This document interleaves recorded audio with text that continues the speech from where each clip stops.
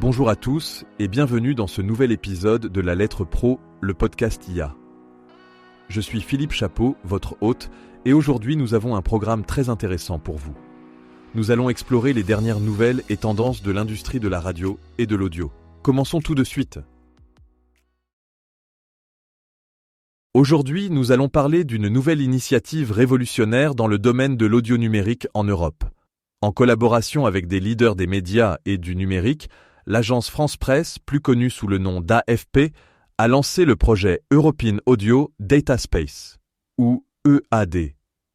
Ce projet ambitieux vise à devenir le premier marché en ligne du continent dédié à l'échange et à la commercialisation de contenus audio numériques et de podcasts, le tout alimenté par l'intelligence artificielle. L'European Audio Data Space est une plateforme innovante qui promet de transformer la manière dont le contenu audio est partagé et monétisé en Europe. En utilisant des technologies avancées d'intelligence artificielle, cette plateforme permettra aux créateurs de contenu de distribuer leurs œuvres plus facilement et aux médias de trouver des contenus de haute qualité de manière plus efficace. Imaginez une place de marché où les producteurs de podcasts peuvent rencontrer les diffuseurs de radio, où les créateurs de musique peuvent collaborer avec des journalistes et où chacun peut bénéficier d'une visibilité accrue grâce à des algorithmes intelligents.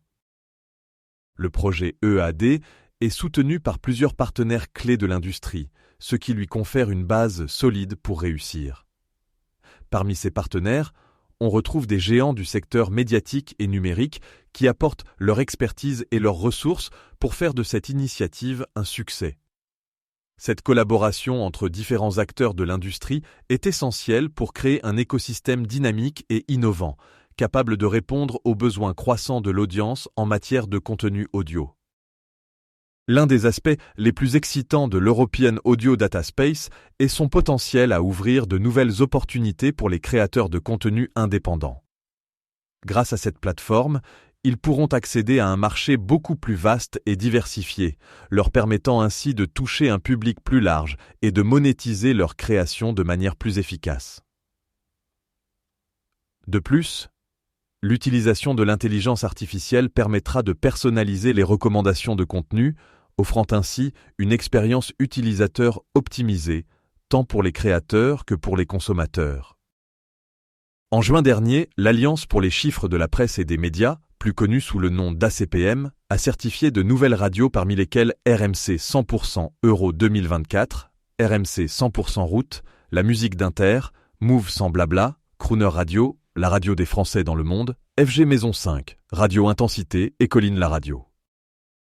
Ce mois de juin a été particulièrement intéressant pour les audiences numériques, notamment en raison de la montée en flèche des écoutes liées aux élections législatives anticipées. Les événements politiques de cette envergure ont toujours un impact significatif sur les habitudes d'écoute, et cette année n'a pas fait exception. Parmi les stations qui ont vu une augmentation notable de leur audience, on retrouve RMC 100% Euro 2024, qui a capitalisé sur l'engouement pour le championnat européen de football.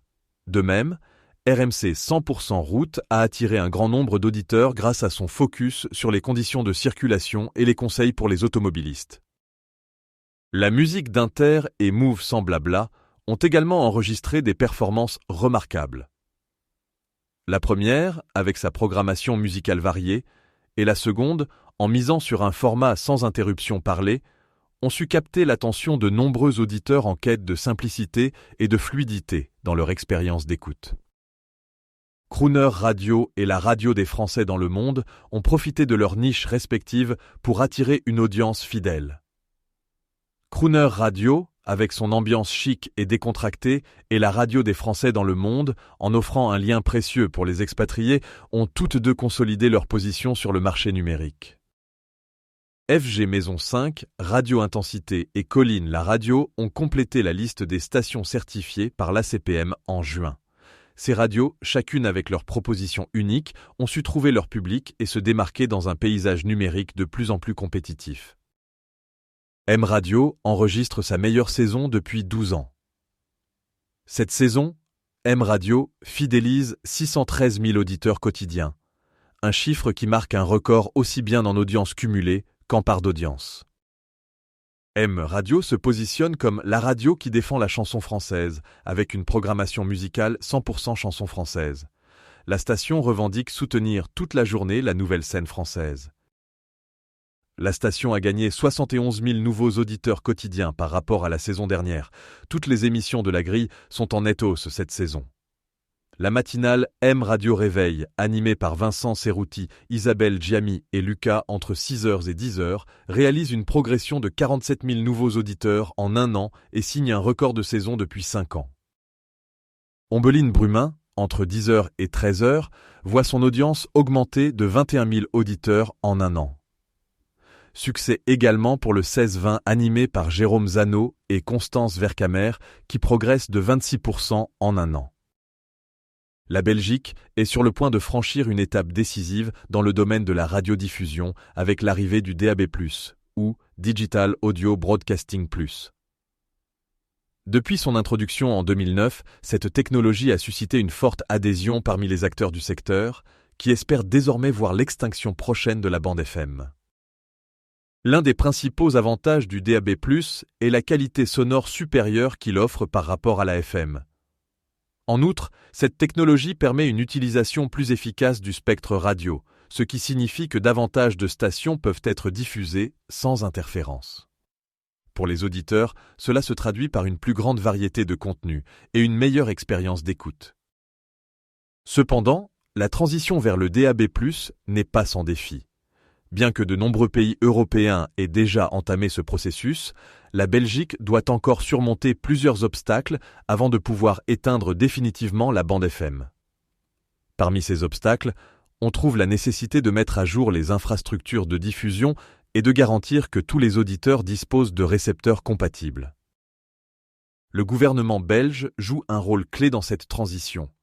Il est chargé de mettre en place les régulations nécessaires pour faciliter le passage au DAB+, et d'assurer une communication efficace avec le public pour expliquer les bénéfices de cette nouvelle technologie. Ce sera l'un des chantiers majeurs du prochain gouvernement, et les décisions prises dans les mois à venir seront cruciales pour l'avenir de la radiodiffusion en Belgique. Les acteurs du secteur sont également très impliqués dans ce processus. Les stations de radio doivent adapter leurs équipements et leurs stratégies pour tirer pleinement parti des avantages du DAB+. Cela inclut non seulement des investissements dans de nouveaux émetteurs, mais aussi des efforts pour offrir des contenus innovants et attractifs qui sauront capter l'intérêt des auditeurs. En dépit des défis, l'enthousiasme autour du DAB+ reste palpable. Les premiers retours des auditeurs sont très positifs, et de nombreux experts estiment que le DAB+ pourrait devenir la norme en matière de radiodiffusion dans un avenir proche. Pour la Belgique, cela signifie une opportunité unique de moderniser son paysage radiophonique et de se positionner comme un leader en matière de technologie de diffusion. Pour terminer cet épisode, nous allons parler du dernier numéro de La Lettre Pro de la radio, le numéro 164, qui vient de sortir. Ce magazine que vous allez découvrir est le dernier numéro de cette saison 2023-2024. Jacqueline Bierhorst, présidente du World DAB, est en couverture de ce nouveau numéro après la publication du livre blanc de l'Arcom.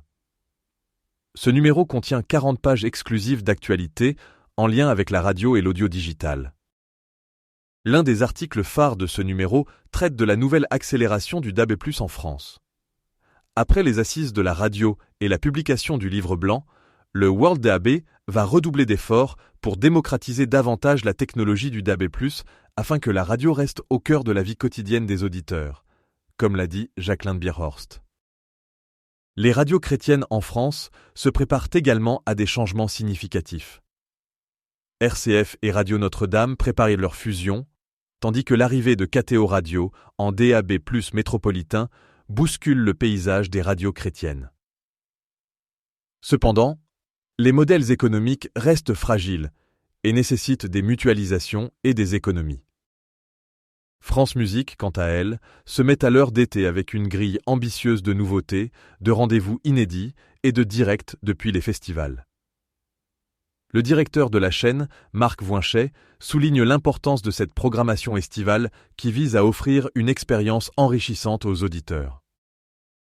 Un autre article intéressant de ce numéro concerne la matinale de Move, qui a conclu une saison positive sous la direction de l'animatrice journaliste Virginie Hillson-Lévy. La matinale se distingue par son ton unique et sa capacité à attirer un public différent, ce qui en fait l'une des émissions phares de Radio France. Demoiselle FM, une radio locale de la Charente, continue de jouer un rôle clé dans le rapprochement entre les opportunités du territoire et la présence des estivants. La radio met un point d'orgue à offrir un contenu diversifié et pertinent pour ses auditeurs locaux et les touristes. Radio Graphite, située à Compiègne, se distingue par son engagement envers la découverte musicale et le soutien aux artistes émergents. Cette radio de catégorie A est devenue incontournable dans le nord de l'Oise grâce à sa programmation musicale unique et son fort ancrage local. Enfin, ce numéro célèbre les 25 ans de TSF Jazz, une radio qui continue de progresser avec des projets de concerts et une expansion en France. TSF Jazz reste fidèle à sa programmation soignée et à ses animateurs passionnés, offrant une expérience d'écoute inégalée pour les amateurs de jazz. Voilà qui conclut notre épisode d'aujourd'hui. Merci à tous de nous avoir rejoints pour cette exploration des dernières nouvelles de l'industrie de la radio et de l'audio. Je suis Philippe Chapeau et je vous dis à demain pour un nouvel épisode de La Lettre Pro, le podcast IA. Passez une excellente soirée.